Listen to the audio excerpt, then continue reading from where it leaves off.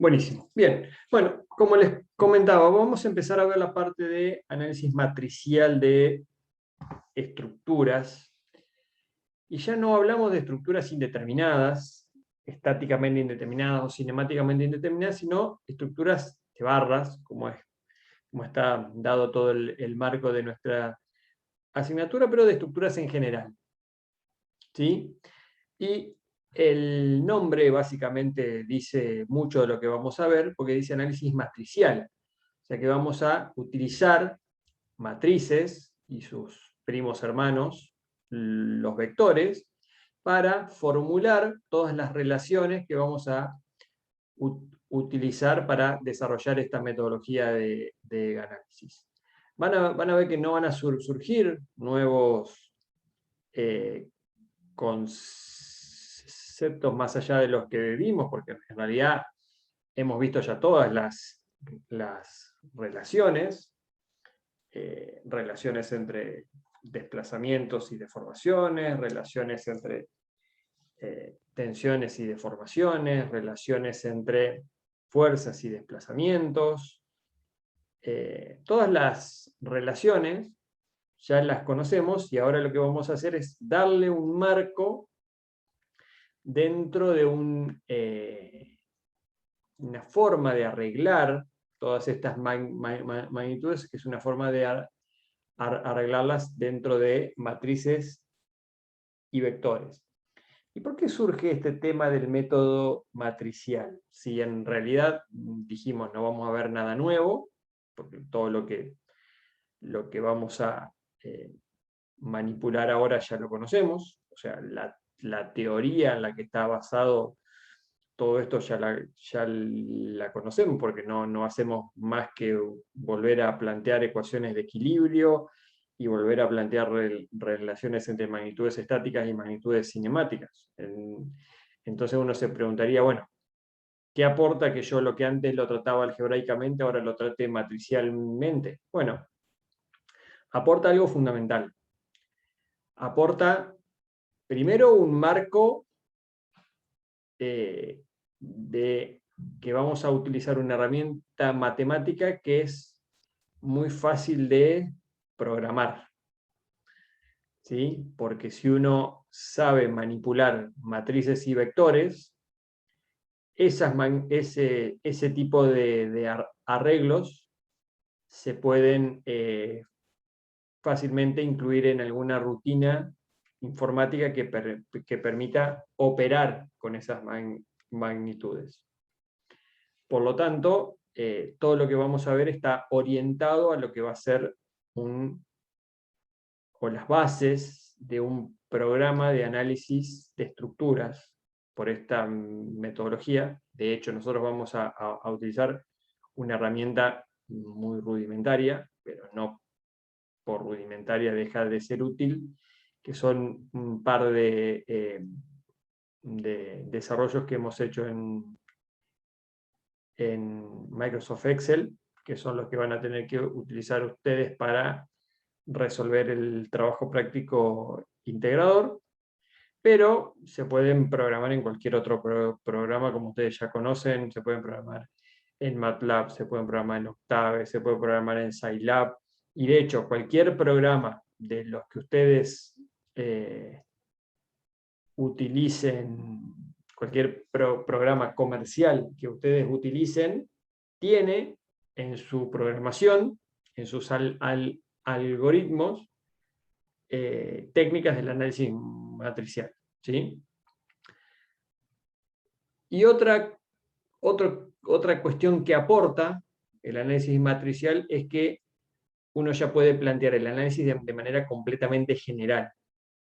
Entonces, al plantearlo de forma completamente general, eso hace que todas las posibles particularidades que puedan surgir puedan ser incluidas dentro de esa generalidad, lo cual lo hace aplicable a cualquier tipo de estructuras que vayamos a analizar. ¿Sí? Entonces, eso es lo que aporta el análisis matricial. No aporta conceptos nuevos, porque vamos a ir retomando conceptos que ya hemos visto, pero sí aporta un marco específicamente orientado a la programación informática, y aporta un análisis de características completamente generales. Si bien hoy no vamos a ver específicamente cómo operar con matrices y vectores, sí vamos a empezar a arreglar todas las relaciones que ya conocemos en forma de matrices y en forma de vectores, ¿sí? Entonces, empecemos por lo siguiente. Vamos a empezar a plantear relaciones entre, ¿qué dice ahí arriba? Perdón, relaciones fuerza desplazamiento. Sí, ahí está. Esperen que no podía verlo porque tenía la barra del zoom ahí. Aquí la voy a poner. A ver si la puedo correr acá. No sé dónde la puedo correr. Bueno. Relaciones fuerza desplazamiento. Esta figura, ustedes la recuerdan, es la figura que encabezaba el tema de método de las incógnitas cinemáticas. ¿Y por qué la volvemos a traer acá? La volvemos a traer acá porque en realidad lo que nosotros vamos a, de la manera que nosotros vamos a empezar es exactamente igual, ¿sí? Vamos a tratar de buscar relaciones, en principio para una barra aislada de una estructura.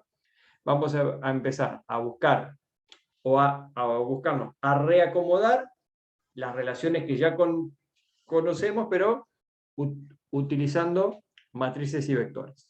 Entonces vamos a tomar una barra, como la barra BC, de esta estructura, y vamos a ver cuáles son las fuerzas de extremo de barra que necesitamos conocer y cuáles son los desplazamientos que se producen en los extremos de esa barra. Entonces, si nosotros aislamos esa barra, ¿sí? Fíjense que cuando la estructura se deforma, los puntos extremos de la barra, los nudos extremos, giran y se desplazan. Se generan también fuerzas de extremo de barra, y vamos a ver cómo podemos relacionar matricialmente, o en forma de, o por medio de una operación matricial, esas magnitudes de naturaleza estática, que son las fuerzas de extremo de barra, y las magnitudes de naturaleza cinemática, que son los desplazamientos y giros. Entonces vamos a tomar una barra en particular, ¿sí? De la cual vamos a empezar a identificar algunas cuestiones.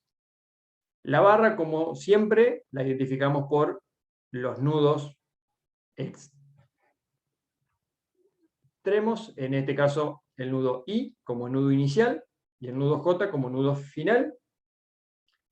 Cada nudo estará caracterizado en algún sistema de referencia, que lo vamos a denominar sistema de referencia global, porque refiere a la estructura en su conjunto. Estos nudos I y J estarán referenciados a ese sistema de referencia global por sus coordenadas xy y sub i, xj e y sub j, siendo esta una estructura plana. Si fuera una estructura espacial, aquí tendría que aparecer un xy z para este nudo, un xy z para este nudo, y además tendrían que aparecer otras fuerzas de extremo de barra, que las vamos a ver cuando veamos análisis matricial tridimensional. Pero además aparece un nuevo sistema de referencia, ¿sí? Fíjense, este le vamos a denominar sistema de referencia global, porque refiere a la estructura en su conjunto. Pero va a aparecer un sistema de referencia que lo vamos a denominar sistema de referencia local.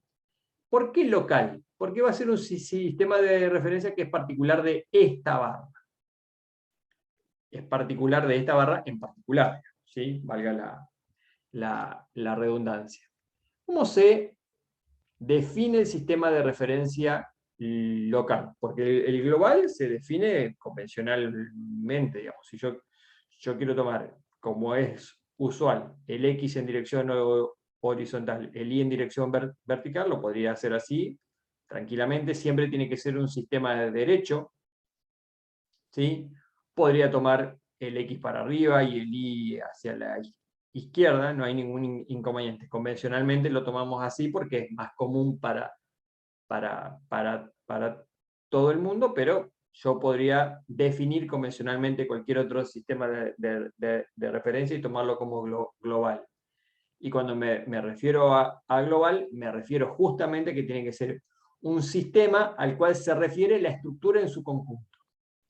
Pero también vamos a tener un sistema de referencia local, que lo vamos a llamar, para diferenciarlo del global, lo vamos a llamar X', fíjense, aquí tiene un prima, aquí arriba, e Y', como tenemos aquí. ¿Cómo se define el sistema local de referencia? Bueno, el sistema local se define de la siguiente manera. Si yo tengo el nudo I y el nudo J de la barra, el X local se define en forma paralela al segmento que une, al segmento recto, o sea, la cuerda de la barra que une el nudo I con el nudo J, como vemos aquí. Fíjense que el segmento es esta línea con gris que está punteada, y el eje X local se define paralelo a ese segmento. Y el Y local, que siendo un sistema cartesiano podría ser definido el X local, yo lo podría considerar hacia arriba o hacia abajo. En este caso lo considero hacia arriba, ¿por qué? Bueno, por una razón bastante simple, que se puede entender de dos maneras diferentes. Una es que el Y local se define de manera que el eje Z local coincida con el eje Z global. ¿Cómo sé en el sistema global, cómo sé si el eje Z entra hacia la hoja o sale de la hoja? ¿Cómo lo podría indagar a eso? ¿Con la regla de la mano derecha? Exactamente. ¿Y cómo se usa la regla de la mano derecha?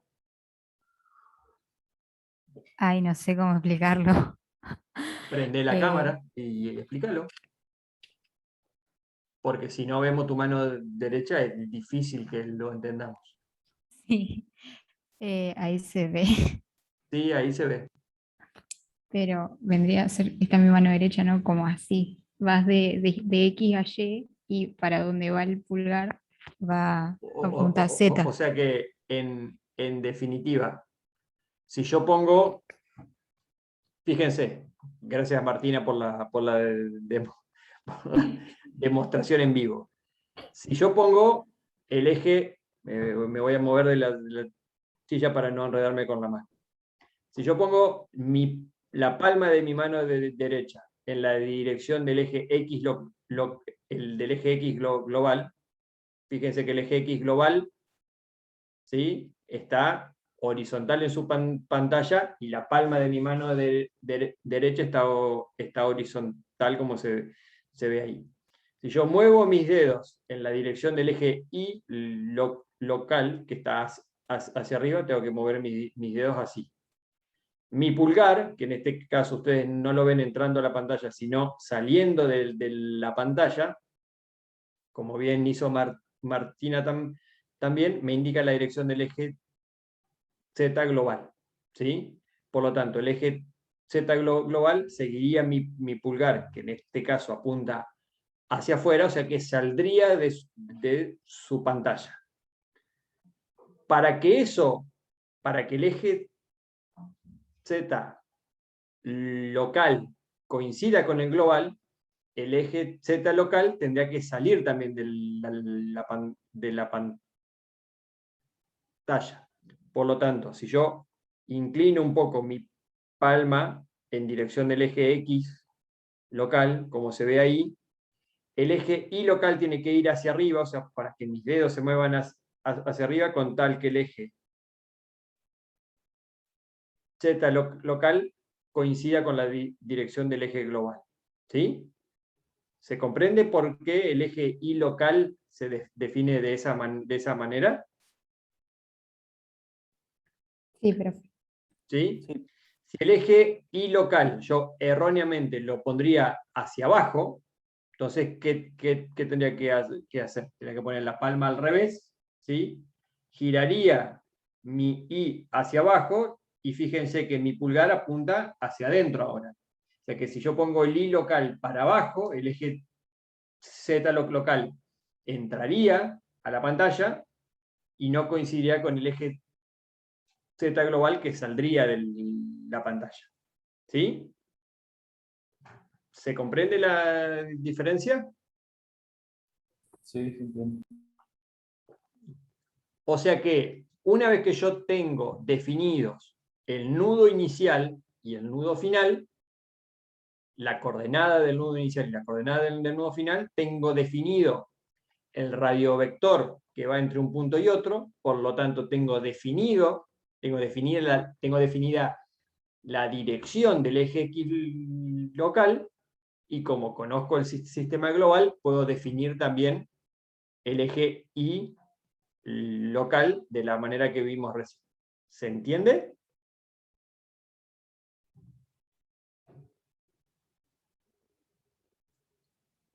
¿Se entiende cómo se define el sistema local?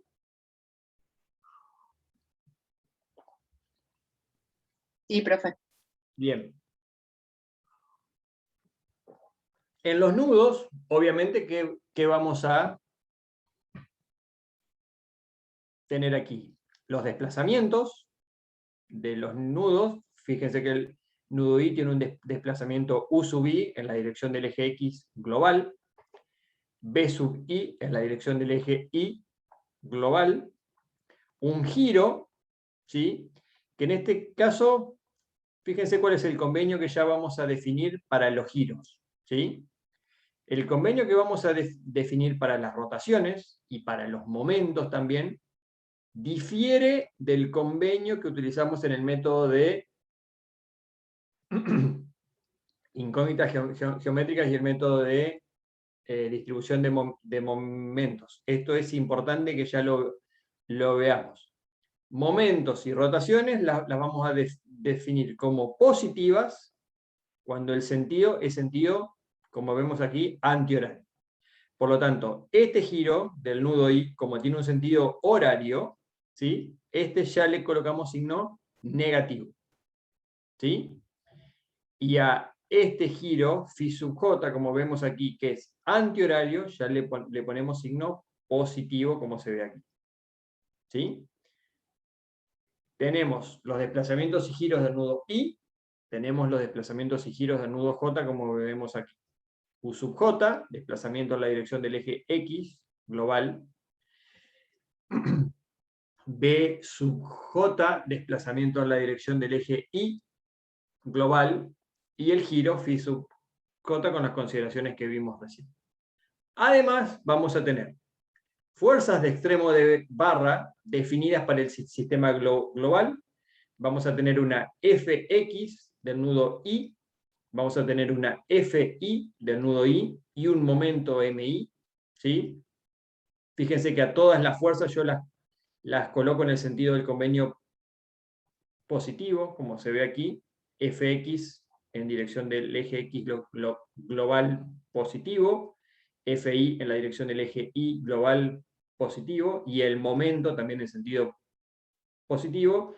Lo mismo para las fuerzas en el nudo J, donde tengo Fx sub J, Fi sub J y M sub J, como vemos aquí.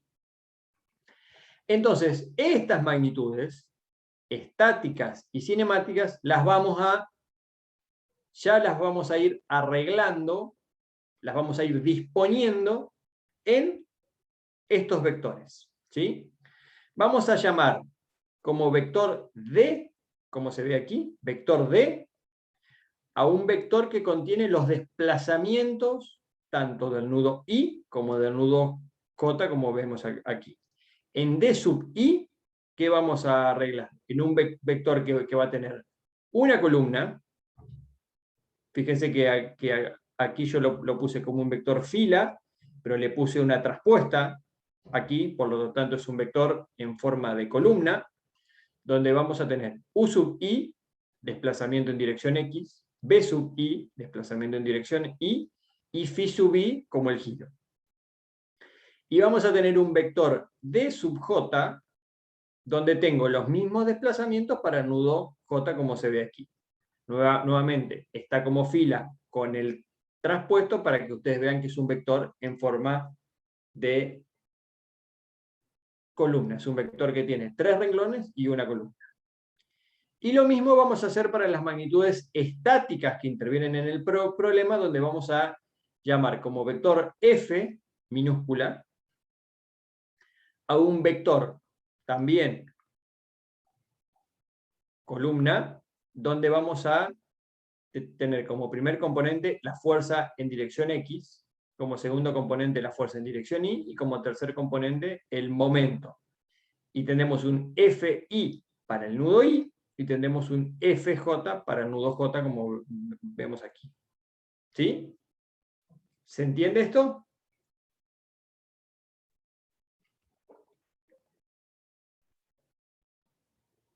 ¿Lo vamos entendiendo? Sí, se Sí, entiende. profe. Bien, si tienen alguna duda, me consultan.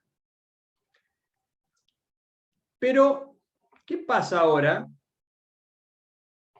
si nosotros queremos expresar todas esas magnitudes en el sistema local de referencia? Y vamos a empezar a definir otra cuestión que va a ser importante, que es este ángulo alfa que vemos aquí. Este ángulo alfa, ¿qué es lo que va a medir? Va a medir el ángulo que hay entre la dirección X global, que es una dirección, esta dirección que está aquí, es paralela al eje X global, y el eje X local de cada barra. ¿Sí? Entonces, conociendo el eje X global y el eje X local de cada barra, porque yo lo puedo conocer, porque si tengo las coordenadas del nudo I y el nudo J, puedo tomar el radio vector y calcular este ángulo que vemos aquí, ¿sí? Entonces, este ángulo me va a servir después ¿para qué? Para que yo pueda relacionar estas coordenadas locales con estas coordenadas globales. ¿Sí? Si yo conozco las coordenadas de I y de J, ¿cómo puedo sacar este ángulo?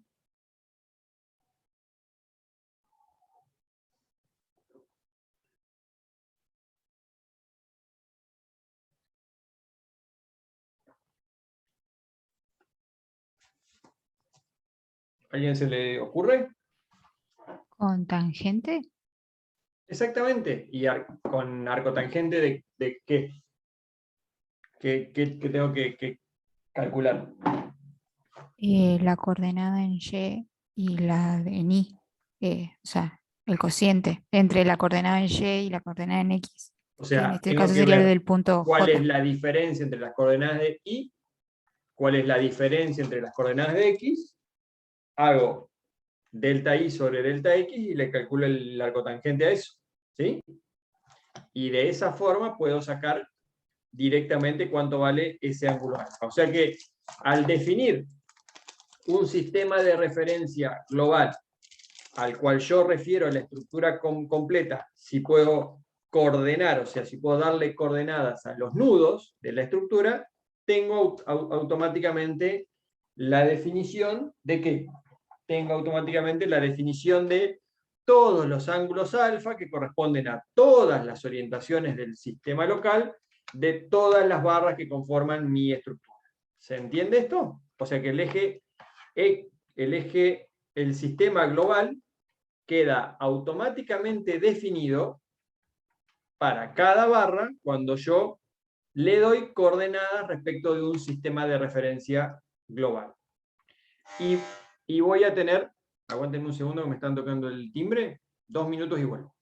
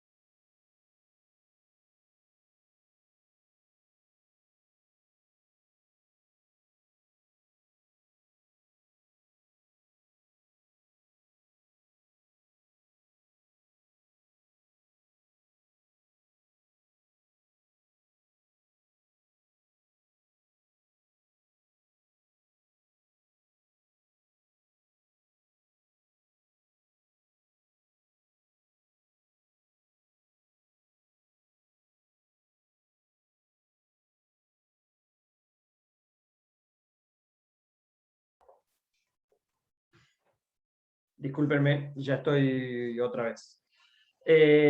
La pregunta que iba a hacer era esta. ¿Cuántos sistemas de referencia local tendré en mi estructura, que estará formada por múltiples barras? Obviamente. ¿Cuántos sistemas de referencia locales habrá? Según el número de barras. Exactamente. Voy a tener un sistema de referencia local por cada barra.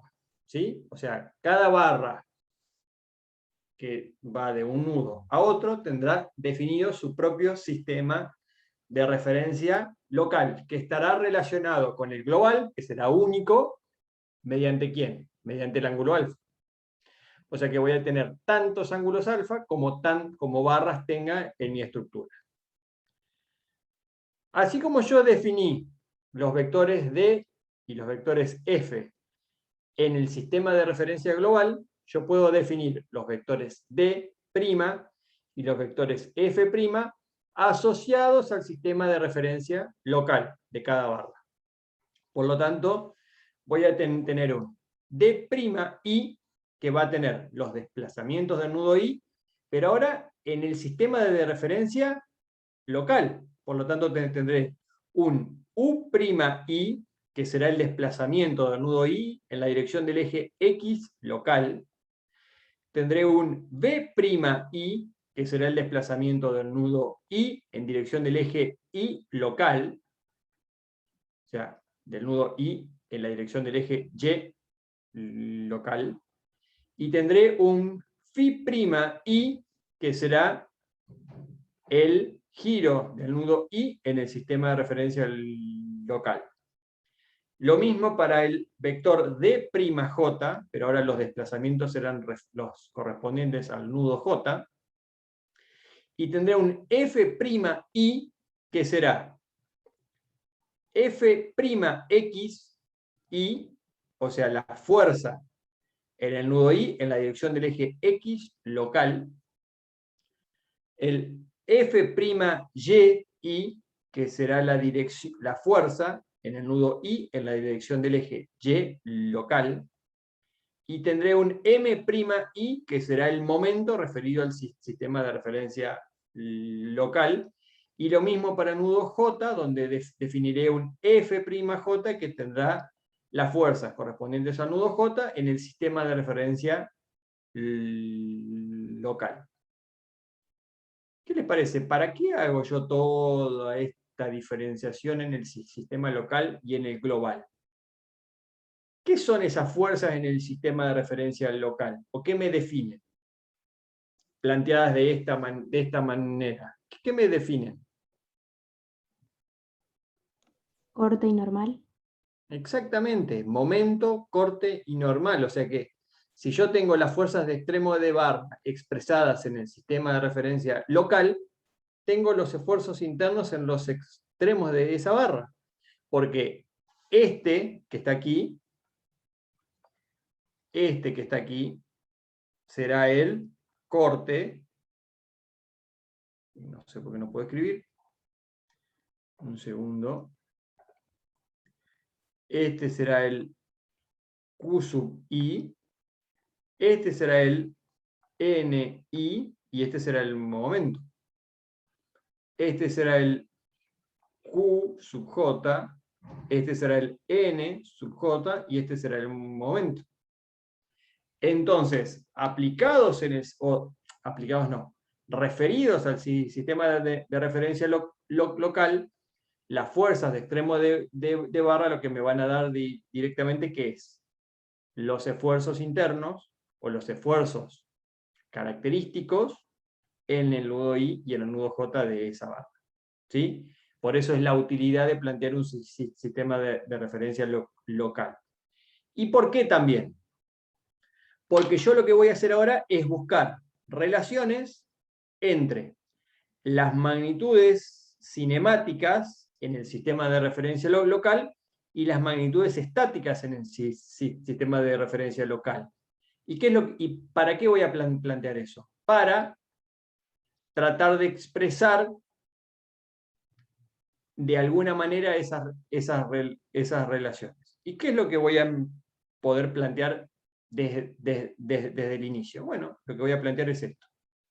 En principio voy a plantear ecuación de equilibrio, porque yo sé que si no actúan cargas en el interior de la barra, estas fuerzas, las del nudo I en el sistema de referencia local y en el nudo J, tienen que estar en equilibrio, obviamente.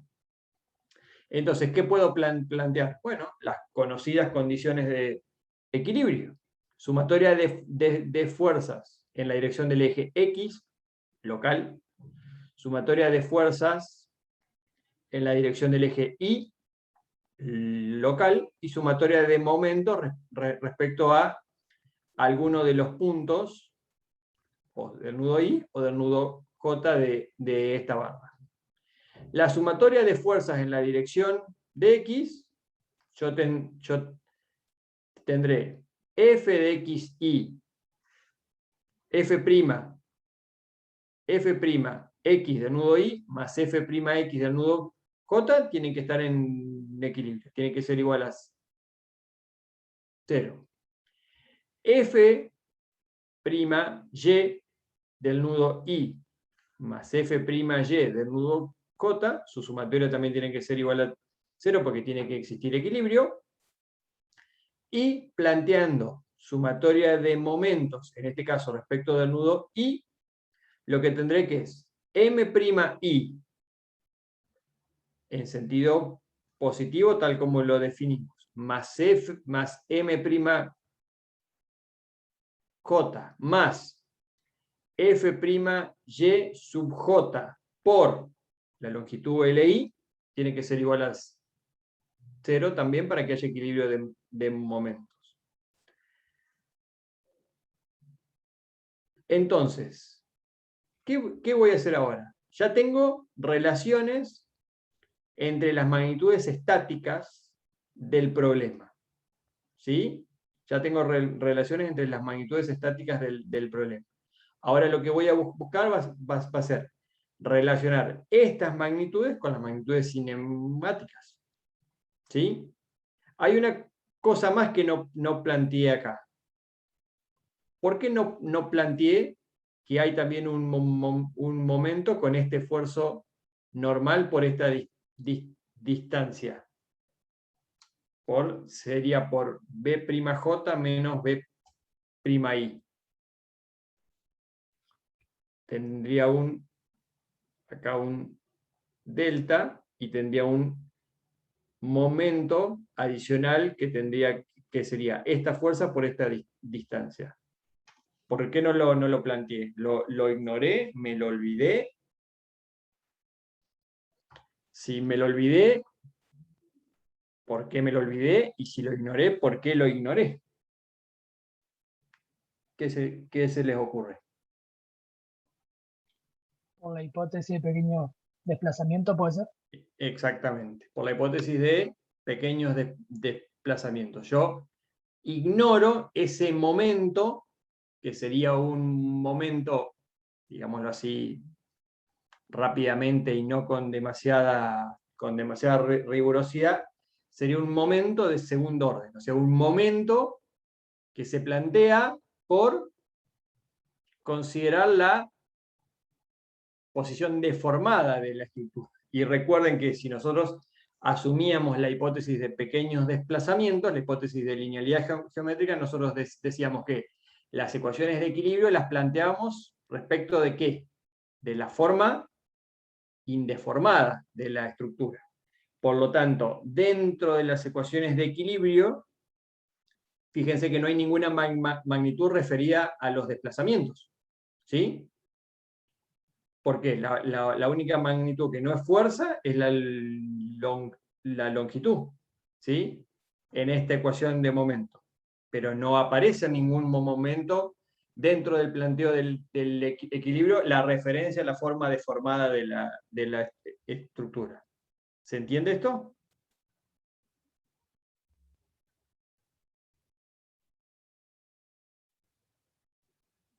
¿Se comprende esto conceptualmente? Sí, profe. ¿Sí? Bien. Bueno, Entonces, reescribiendo esas ecuaciones que teníamos ahí, yo voy a tener que esta es la que me daba la sumatoria de fuerzas en la dirección del eje local igual a 0. Esta era la que me daba la sumatoria respecto del eje Y local igual a 0. Y esta relación con los momentos salía de la sumatoria de momentos en el sistema local igual a 0. Entonces, yo tengo ahora todas las relaciones entre las magnitudes estáticas del problema, y ahora voy a empezar a buscar las asociaciones respecto de las magnitudes cinemáticas. Entonces voy a empezar a plantearme lo siguiente.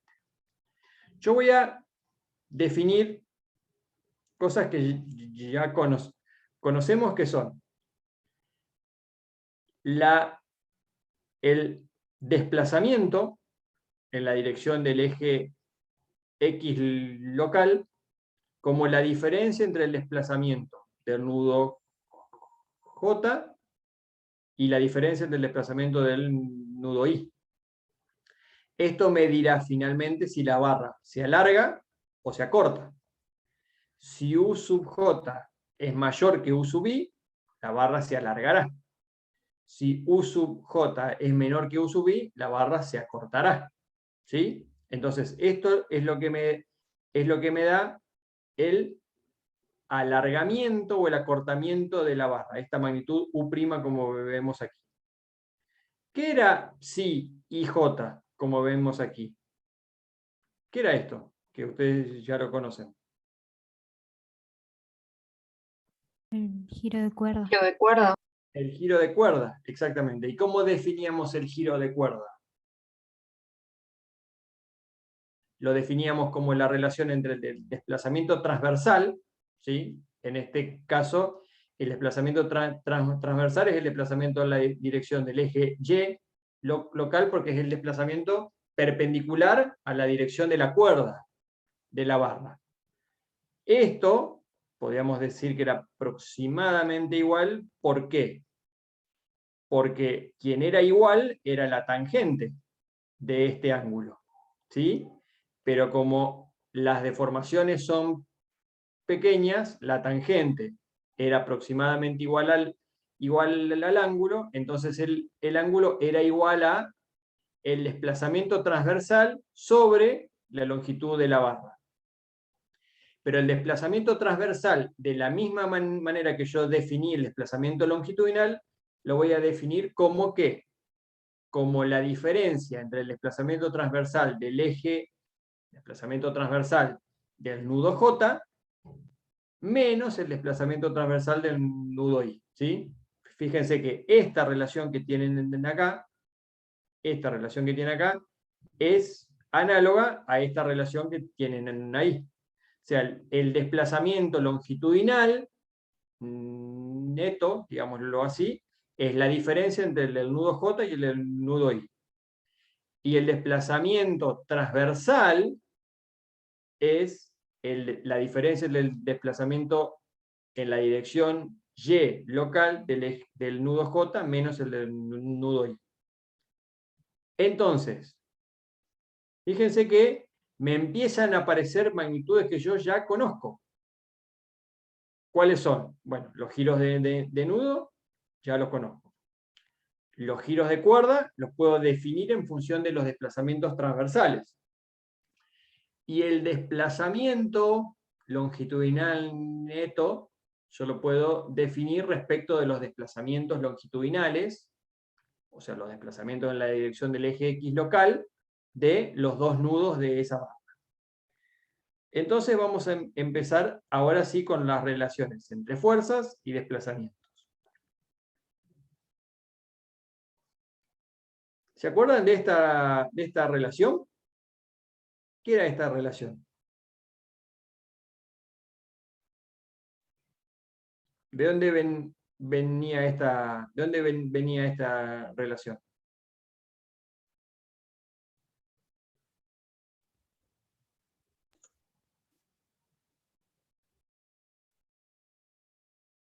La voy a copiar acá. Delta igual a P por L sobre E por A.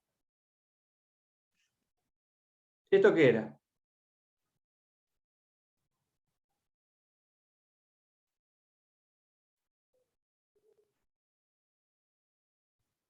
El ley de alargamiento de Hooke. una barra. Esto era Hooke, exactamente. ¿Y qué decía esta barra? ¿Qué decía esta expresión que tenemos aquí? ¿Delta qué era?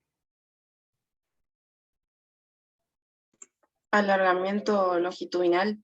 Era el alargamiento que experimentaba un elemento de longitud L que estaba conformado por un material cuyo módulo de deformación era E, que tenía un área transversal A y que estaba sometido a una fuerza P axial.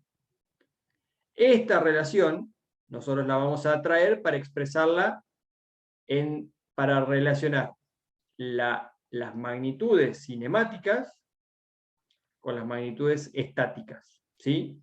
Entonces, P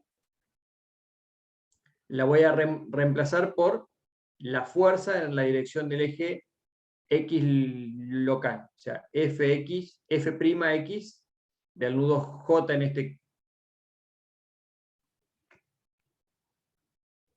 caso. L es la longitud, L y sub J, como la hemos definido aquí, E es el módulo de deformación de la barra y A es el área transversal. Delta, que era el desplazamiento, como lo definimos recién, en este caso se corresponde con U', que es la diferencia entre el desplazamiento del nudo J y el desplazamiento del nudo I. Como yo coloco U'J menos U'I, yo en este caso estoy asumiendo que U'J es mayor que U'I, por lo tanto la fuerza que corresponde es F'J, como vemos aquí, que es una fuerza que está traccionando a la barra.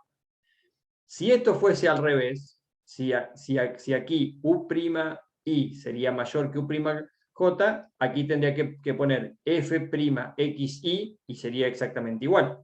¿Por qué? Porque después F'Xi con F'XJ están relacionadas por las ecuaciones de equilibrio que veíamos hoy. O sea que es decirlo de una manera, o sea, escribirlo en términos de I y dar vuelta a esto, o escribirlo en términos de J y ponerlo así, es exactamente igual.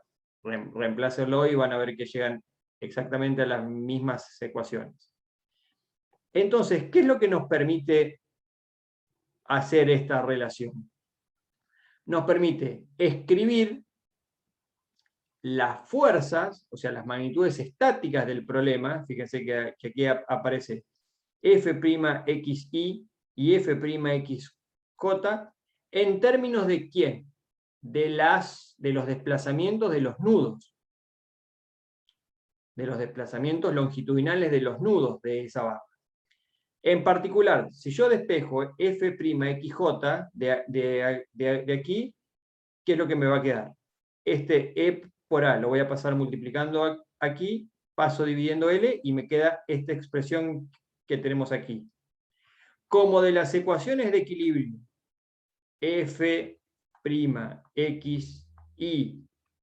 más F'XJ es igual a 0, si yo tengo expresado F'XJ para expresar F'Xi, ¿qué hago? Cambio de signo toda esta expresión que tenemos aquí. Entonces, ¿qué es lo único que va a cambiar de signo? Lo que tenemos aquí, que este U'J, que aquí me queda positivo, aquí me va a quedar negativo, y que este U'I, que es negativo aquí, me va a quedar positivo aquí. ¿Sí? Entonces, ¿qué me dice esto? Esto inmediatamente me dice que si yo conozco los desplazamientos longitudinales de los nudos de una barra, mediante estas expresiones yo puedo conocer inmediatamente cuáles son las fuerzas en dirección longitudinal que aparecen en los extremos de esa barra. ¿Se entiende? ¿Me van siguiendo hasta acá?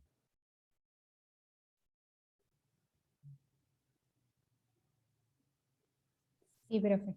¿Sí? O sea que ya empecé a conocer algunas relaciones, ¿sí? Relación entre las fuerzas de extremo de barra en dirección longitudinal en el sistema de referencia local y desplazamientos longitudinales en la dirección en el sistema de referencia local que están relacionadas por quién. ¿Qué es esto que tenemos acá? ¿Y esto? ¿Qué es esto? ¿Por qué me Rigidez cuantifica axial. eso? La rigidez axial, exactamente. Recuerden que la rigidez axial estaba caracterizada por quién. Por el material que conforma la barra, por las características de la geometría, o sea, en este caso por la sección por el área de la sección transversal, y por la longitud. O sea, cuando más larga es la barra, menos rígida es, o sea, hablando de rigidez axial. Cuanto más corta es, más rígida es, ¿sí? Que es básicamente una extensión al comportamiento axial de lo que deducíamos en flexión, ¿sí?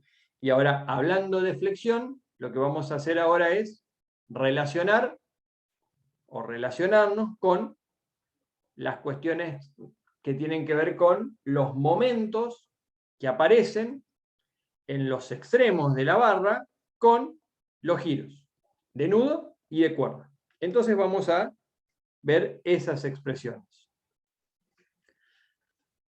¿A qué le suena esta expresión y esta?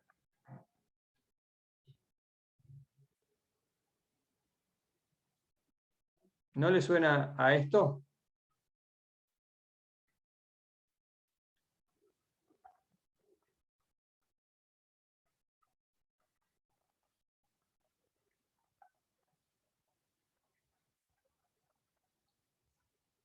¿Recuerdan esta? Sí, profe. ¿Sí? Se ve que la recuerdan porque han estudiado. Bueno, yo puedo desarrollar esta expresión y me queda 2 por 2, 4, o sea, 4e por i sobre L phi sub i más 2e por i sobre L phi sub j menos 6e por i sobre L psi y j. Fíjense que esto que tienen aquí es esto que tienen aquí, esto que tienen aquí es esto que tienen aquí, y esto que tienen aquí, menos esto que tienen aquí, es esto que tienen aquí. ¿Cuál es la única diferencia acá? Que este giro de cuerda ahora lo tenemos definido como vimos recién, donde este desplazamiento que tenemos aquí es el desplazamiento transversal, que en deformaciones como lo llamamos, delta. ¿Sí? El desplazamiento en dirección perpendicular a la cuerda. Recuerden, la cuerda sigue el eje X local. Ahora, los desplazamientos transversales son los desplazamientos perpendiculares a la cuerda, que son los desplazamientos en la dirección del eje Y local, por lo tanto son los desplazamientos B' y B'J, como vemos ahí. ¿Se entiende esto?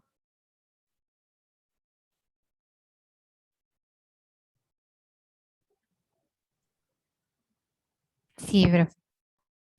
¿Y cuál es la diferencia para el momento en el nudo J? Bueno, que el nudo I ahora está multiplicado por 2, y quien está multiplicado por 4 es el phi sub j, como vemos aquí. Este es exactamente igual. porque el momento está relacionado con el giro de cuerdas directamente. Entonces, ¿han aparecido relaciones nuevas o han aparecido relaciones que no conocíamos antes?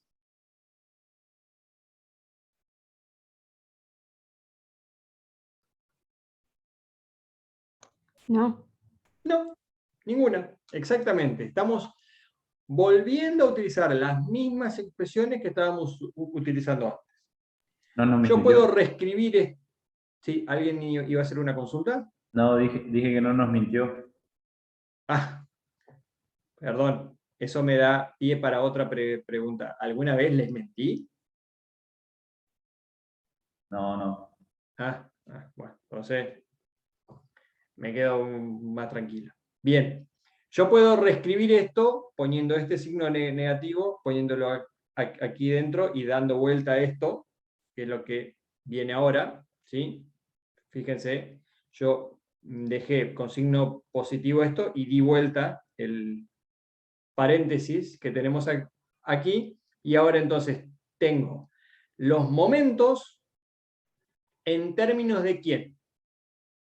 Los momentos en términos de los giros que se producen en los extremos de la barra y el giro de cuerda.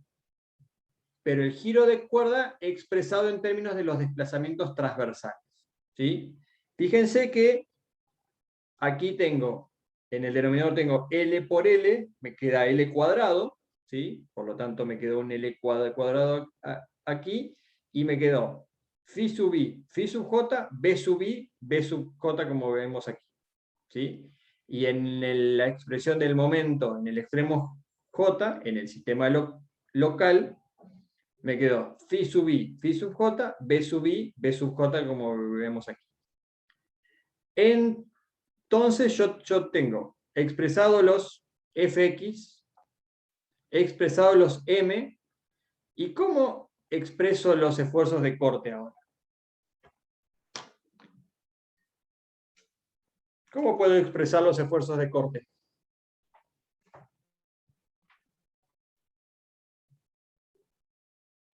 ¿Por los momentos? Exactamente. ¿Cómo era la ecuación que me daba la sumatoria de momentos igual a 0? Era m, perdón,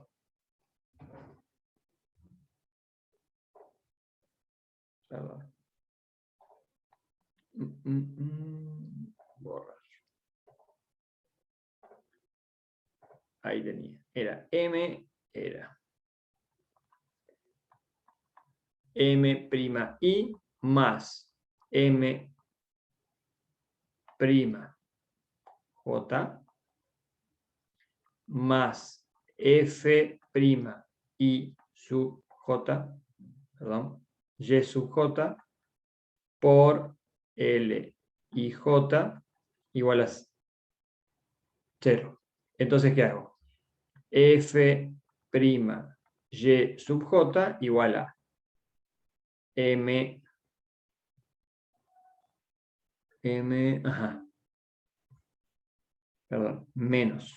m' i más m' j sobre l y j. Por lo tanto, ¿qué es lo que tengo que hacer?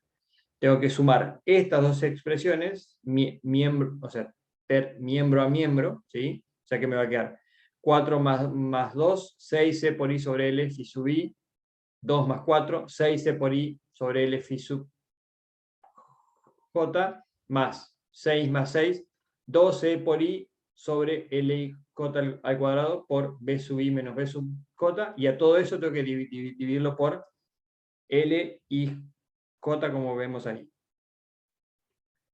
Entonces me va a quedar todo con signo negativo, porque la ecuación anterior me quedaba menos, ¿sí? Entonces, fíjense, menos 6c por i sobre l cuadrado, porque era sobre l y lo divido nuevamente por l, phi sub i, menos 6c por i sobre l cuadrado, phi sub j, menos 6 más 6, 12, y estaba cada 6 estaba sobre L cuadrado, ahora es sobre L al cubo porque dividido por L nuevamente. 12 por I, L al cubo, B sub I menos B sub J. Y como esta relación por equilibrio era que F' Y sub I era igual a menos F' Y sub J, ¿qué hago? Para calcular la del nudo I, cambio de signo todos los términos de esta, que es la que dedujimos recién. Por lo tanto, me queda la misma expresión, pero todo con signo positivo, como vemos ahí. Y ahora tengo nuevamente magnitud estática expresado en términos de las magnitudes cinemáticas. ¿Seguimos entendiendo?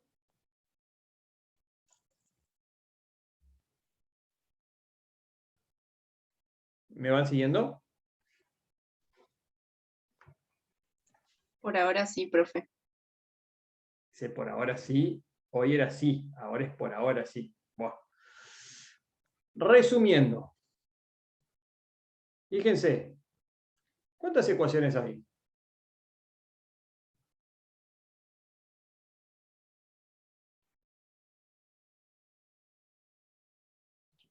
Seis. 6. ¿Cuántas magnitudes intervinientes hay? ¿Estáticas o cinemáticas? 9. ¿Cuáles son las 9? Y tenés 6 estáticas y 3 cinemáticas, ¿o no? ¿O ¿Cuáles son son más? las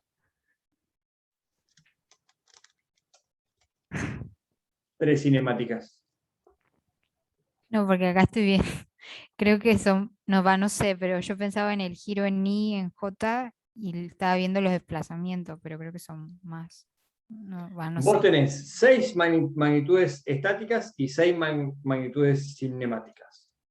O sea que en definitiva, esas 6 ecuaciones, si vos conocés las magnitudes cinemáticas, aplicando esas 6 ecuaciones podés conocer las magnitudes las magnitudes estáticas intervinientes. Esa es una relación directa.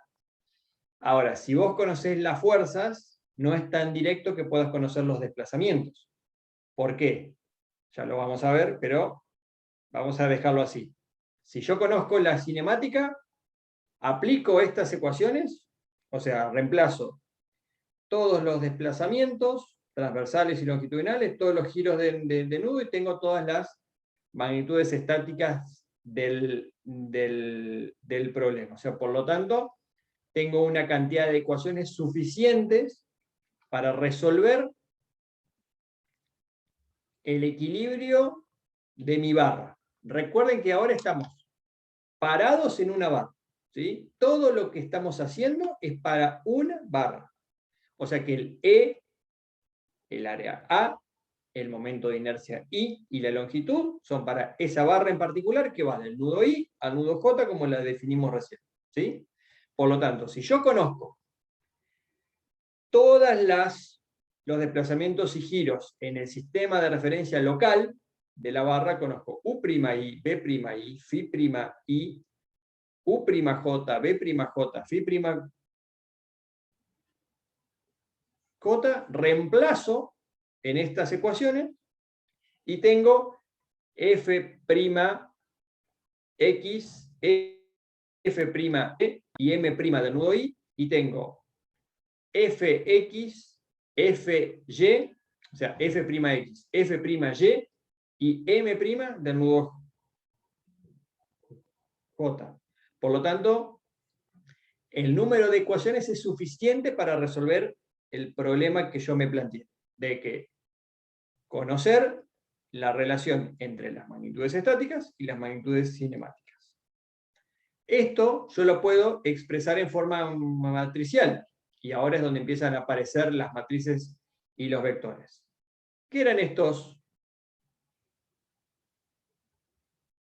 vectores que aparecen aquí? D'I, D'J, F'I y F'J eran los vectores que contienen las magnitudes estáticas y las magnitudes cinemáticas de los extremos I y J de esta barra. El vector D' contiene las magnitudes cinemáticas y el vector F' contiene las magnitudes estáticas intervinientes. Fíjense lo que yo voy a hacer. Yo voy a agrupar estos dos subvectores que tenemos aquí, los voy a agrupar en un vector. Por lo tanto, ¿qué tamaño tiene todo este vector que tenemos ahí? O sea, este que está acá es el agrupamiento de este que tenemos acá. ¿Qué tamaño tiene este vector? Todo este. 1 por ¿Cuántas 6. filas y cuántas columnas? 6 por 1. 6 por 1, exactamente. 6 filas por una columna. Yo voy a agrupar estos subvectores D', los voy a agrupar en este vector que tenemos aquí. ¿Qué tamaño tiene este vector que tenemos aquí? También 6 por 1. También 6 por 1, exactamente. Ahora, yo tengo 6 por 1 igual a algo por 6 por 1. ¿Qué tamaño tiene que tener todo lo que está acá adentro?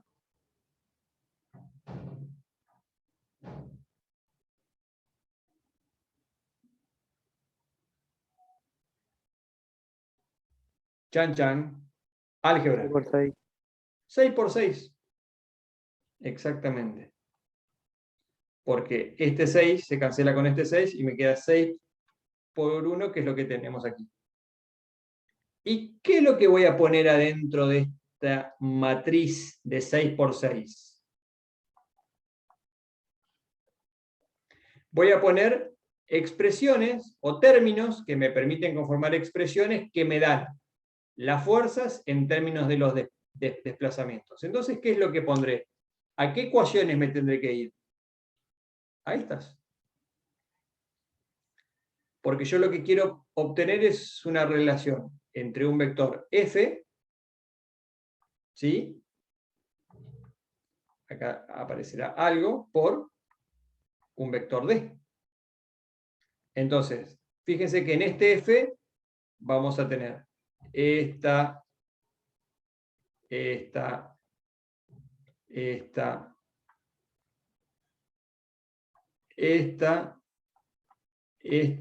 y esta.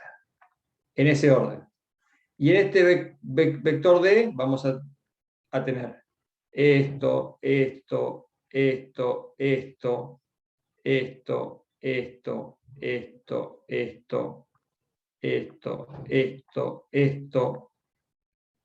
todo lo que estoy marcando.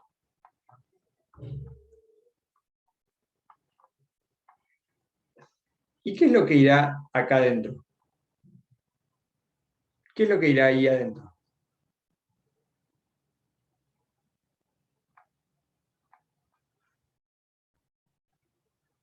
Si las magnitudes estáticas están acá y las magnitudes cinemáticas están aquí, fuerza igual a algo por desplazamiento.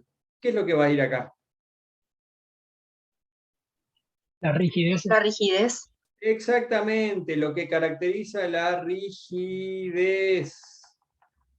¿Qué es lo que yo no pongo ni F ni en D? Fíjense, E, I, A, L, L cuadrado, L cubo.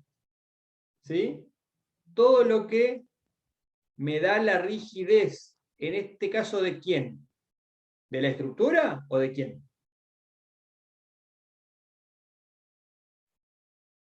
De la barra. De la barra. La barra, exactamente. No se olviden, yo estoy analizando una barra. Separé una barra de la estructura y estoy analizando cómo se relacionan las fuerzas que aparecen en el extremo de la barra con los desplazamientos se generan en los extremos de esa barra. Por lo tanto, adentro de eso, que yo puse un signo de interrogación, van a ir las características de rigidez.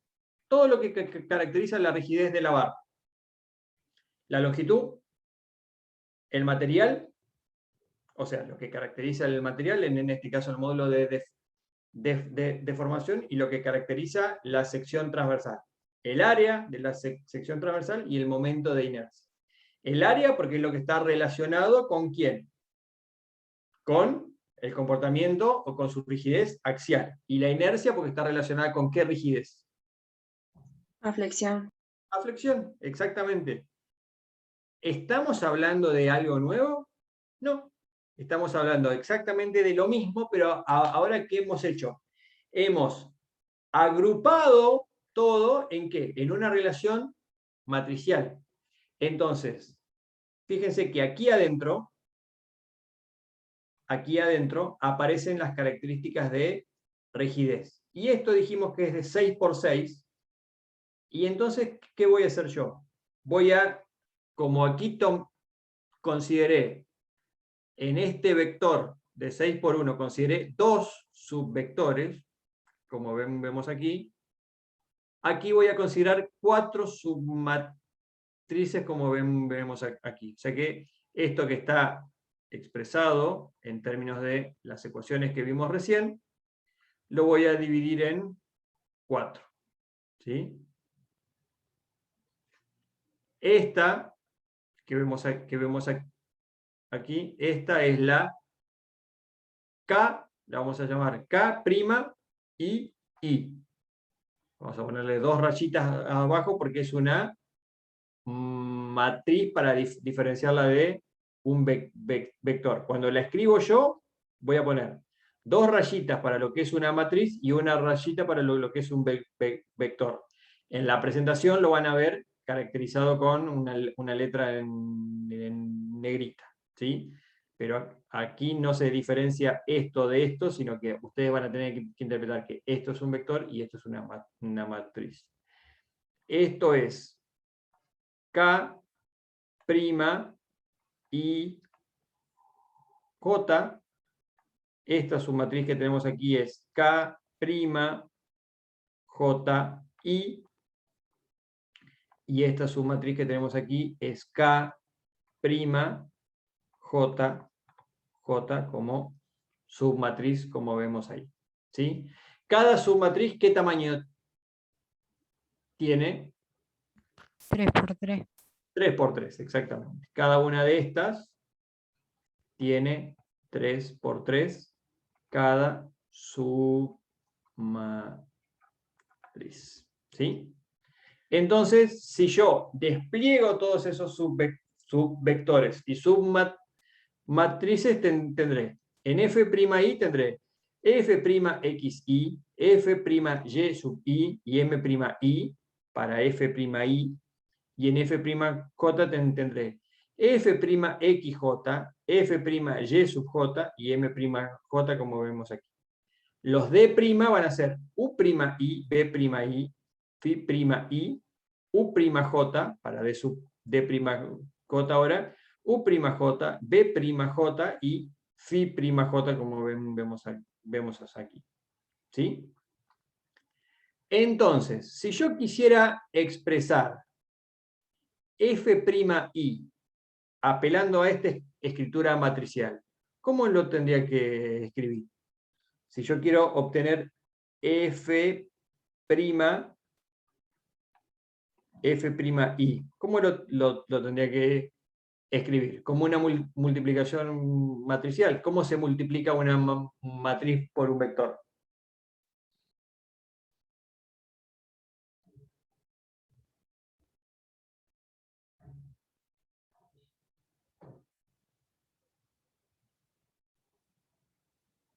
Chan. Agarrar el Grossman de álgebra. ¿Cómo se multiplica una matriz por un vector?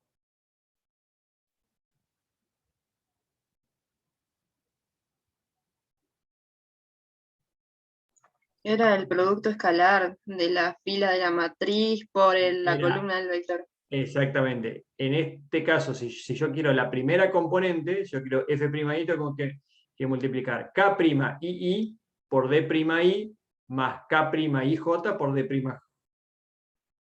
d'J, ¿no? ¿Todos me van siguiendo? Sí. ¿Sí? Entonces tendré que poner k'I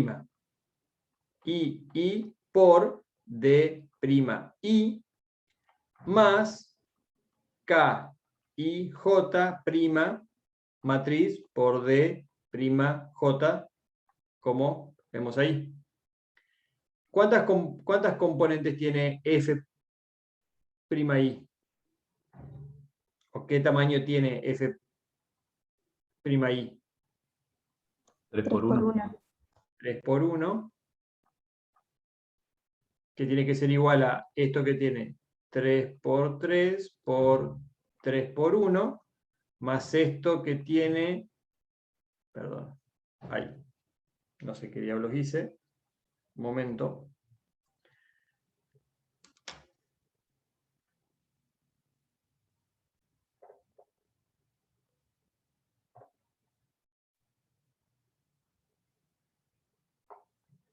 Hice macanas, espérenme un segundo.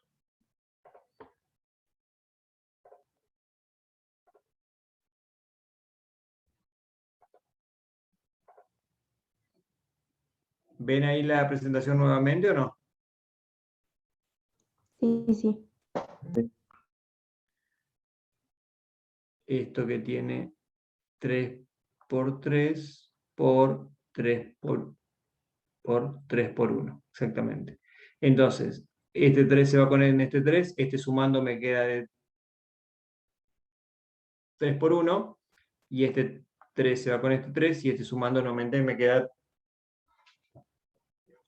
3 por 1. ¿Se entendió esto?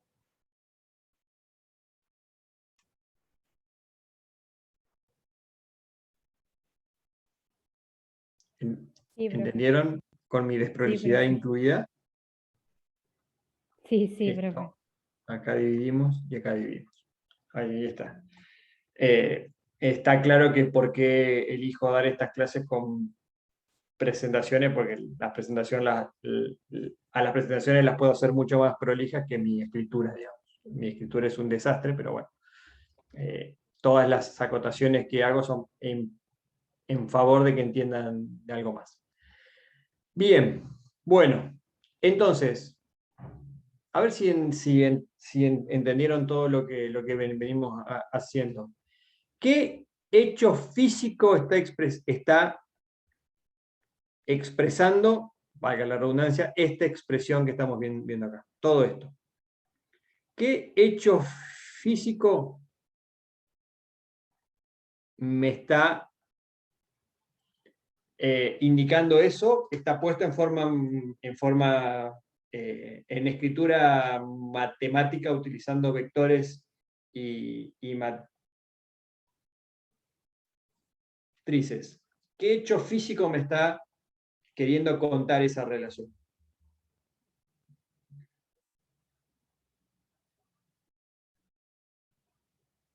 Y no me digan que es una relación entre fuerza y desplazamiento, porque es bastante obvio, digamos. Pero ¿qué hecho físico importante, yo diría el más importante, me está indicando esa expresión que está escrita matemáticamente?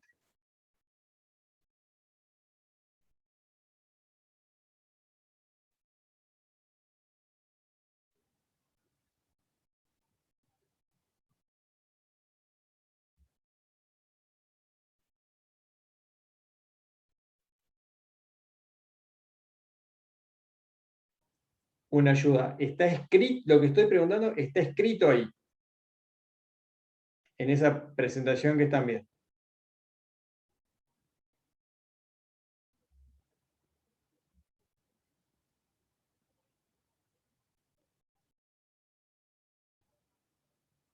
¿De dónde empecé yo? El equilibrio de la barra. Exactamente, esa expresión que está puesta ahí es una forma no tan clásica como ustedes la conocen, de expresar el equilibrio de una barra. En realidad, esas expresiones, estas, son expresiones ¿de qué? Del equilibrio. Sino que yo partí de las clásicas sumatorias de fuerzas y sumatorias de momentos, y después, ¿qué hice? Escribí las magnitudes estáticas que intervienen en la sumatoria de fuerzas y la sumatoria de momentos, las escribí en términos de ¿quién? De los desplazamientos del extremo de esa barra. Voy a buscar el cable para enchufar la compu. Y entonces, finalmente yo llegué a reescribir las ecuaciones de equilibrio en términos de ¿quién? De fuerzas y desplazamientos. ¿Sí?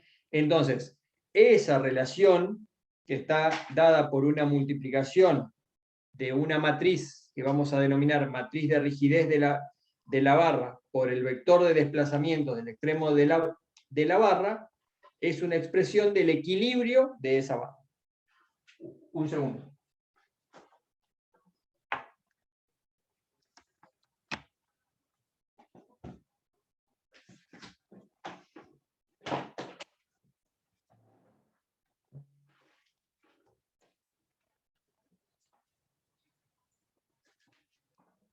Un momento.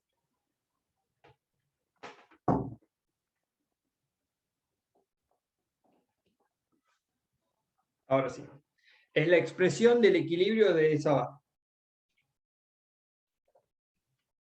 Bueno, ahí tienen las submatrices que veíamos recién. ¿Qué le ven qué le ven de particular a esas? No, en realidad, ¿qué le ven de particular a esas? No. ¿Qué le ven de particular a toda esta matriz de rigidez que tenemos aquí?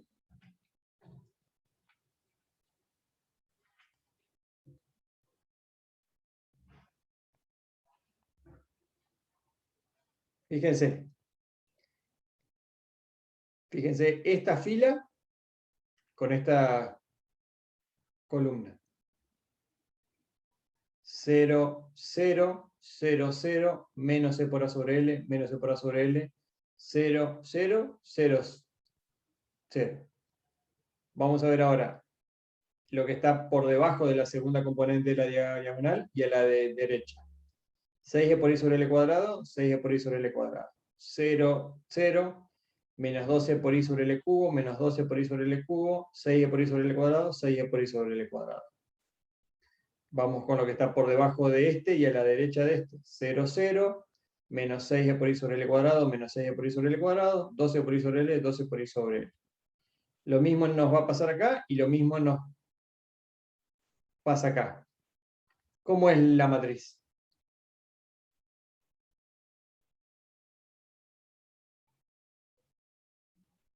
Diagonal predominante o algo así. No es tan diagonal predominante. O simétrica. Simétrica, exactamente. Es simétrica. Sí. ¿Cuál era la característica para que una matriz sea simétrica?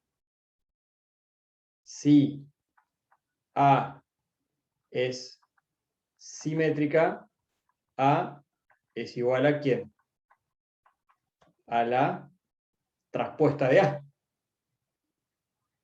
Fíjense que yo lo que hice fue ver filas y columnas por debajo de cada elemento de la diagonal principal. ¿Qué hago cuando yo transpongo una matriz? Cambio filas por columnas. ¿Sí? Si a la derecha y por debajo de cada elemento de la diagonal principal tengo lo mismo, cuando transpongo la matriz, ¿qué voy a encontrarme? Con lo mismo. ¿Se entiende? ¿Se entiende? Sí. Eso, quería que lo vieran con esto, pero ¿qué es lo que ven de acá? Esta es simétrica. K'I es simétrica. No. ¿No? ¿Esta no es simétrica? Sí, sí. Sí, esta sí es simétrica. K' JJ es simétrica? Sí, también. Sí. ¿Qué pasa con K' IJ y K' JI? No, ¿Son simétricas o no? no por el menos y el más. Exactamente. K' IJ es igual a K' JI traspuesto. ¿Sí? Entonces, ahí sí se da la condición de simetría, pero estos son las submatrices de rigidez. ¿Sí? Estas sí son simétricas. Las otras están relacionadas por esta condición, tal que la matriz completa de rigidez de la barra es simétrica. ¿Sí? Por lo que estábamos viendo recién. La condición de simetría, además de por inspección, como vemos aquí, se puede deducir, como lo vamos a ver un poco más adelante. Bueno, aquí tiene la forma desarrollada por sus matrices de rigidez. Esta es la forma con la que vamos a trabajar esto. Obviamente, ya me voy anticipando algo muy evidente. ¿Ustedes piensan que este método se puede trabajar manualmente? Claramente no. Claramente no, porque ahora estamos viendo el equilibrio de una barra. Esto es el equilibrio de una barra. ¿Qué pasa cuando yo tengo en una estructura muchas barras? Voy a tener muchas relaciones como estas y voy a tener una matriz de rigidez de 6 por 6 por cada barra que tenga mi estructura. ¿Y por qué es de 6 por 6 la matriz de rigidez? Ya me voy adelantando a otra cuestión importante. ¿Por qué es de 6 por 6 la matriz de rigidez?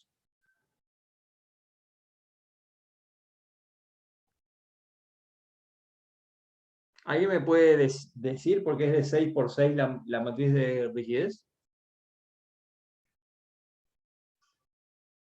¿De dónde viene ese orden del tamaño de ese orden que me da el tamaño de la matriz de rigidez?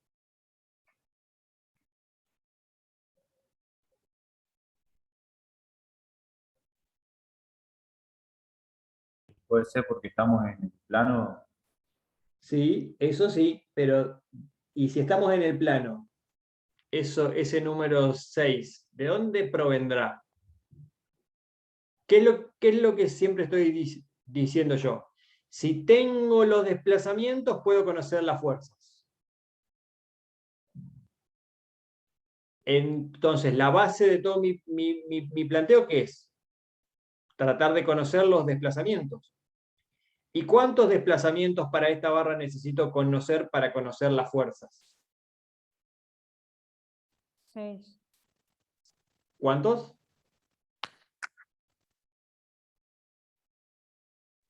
6. 6. Obviamente, los 3 desplazamientos que caracterizan al nudo I, U'I, B'I, F'I, U'J, B'J, F'J. Entonces, ¿cuál es el G sub C de esta barra? ¿Qué era G sub C? Fíjense cómo retomo algo que vimos allá casi hace un montón de tiempo. ¿Qué era G sub C? Indeterminación cinemática. ¿Y qué era la indeterminación cinemática?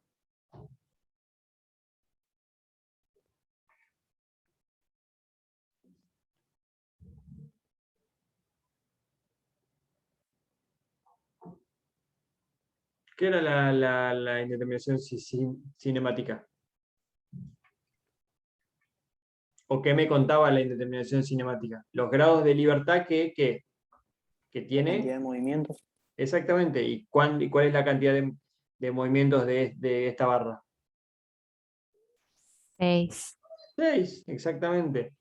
Entonces, si yo ahora ese razonamiento lo extrapolo a la estructura completa, si yo digo, la matriz de rigidez de una barra tiene, de una barra, imagínensela, yo la saqué de la estructura y la tengo flotando en el espacio, ¿sí? Si yo quiero caracterizar la indeterminación cinemática de esa barra, ¿qué hago? Cuento los desplazamientos que necesito conocer para conocer la posición deformada de esa barra, que era la característica que tenía G sub C. Entonces digo, para conocer la forma deformada de la estructura, yo necesito conocer U, B y Φ de cada uno de los nudos de la barra. Tengo 3 desplazamientos, o sea, desplazamientos cuando hablo en general, 2 corrimientos y un giro para el nudo I, 2 corrimientos y un giro para el nudo J, entonces sumo 3 del nudo I más 3 del nudo J, 6 grados de libertad tiene esa barra. Y ese número me dice el tamaño que tiene la matriz de rigidez de esa barra.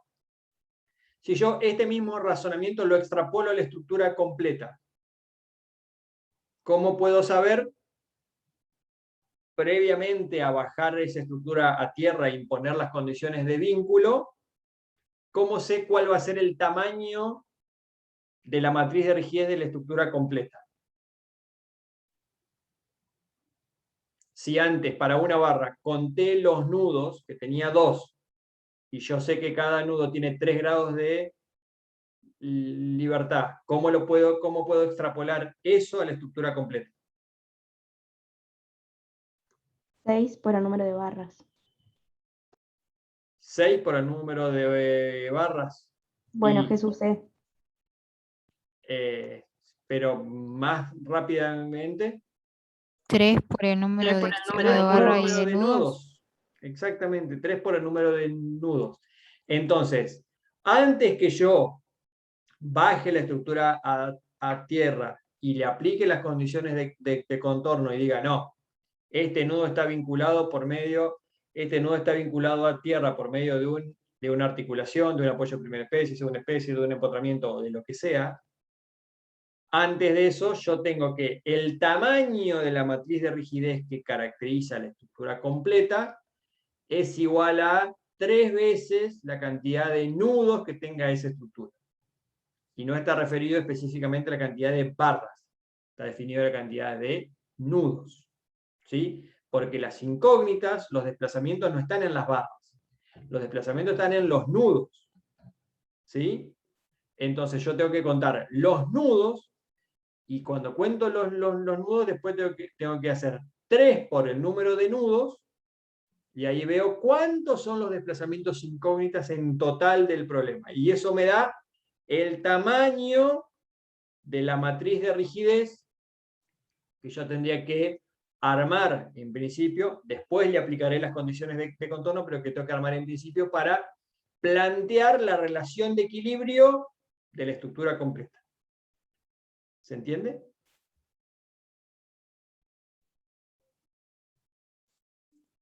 ¿Se entiende?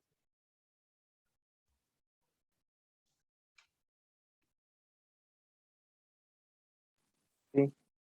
¿Sí? Bien, a ver qué más tenemos aquí. Bueno, esto ya lo vimos recién. Bueno, por ser hoy una clase adicional, vamos a dejar acá, vamos a seguir a partir de esto. ¿La semana que viene hay clases o son los finales? Hay mesas. Mesas, por lo tanto clases no hay. Bueno, no hay ningún inconveniente. Seguiremos la otra semana, ¿sí? Después de las mesas. Así que bueno, dejo de compartir.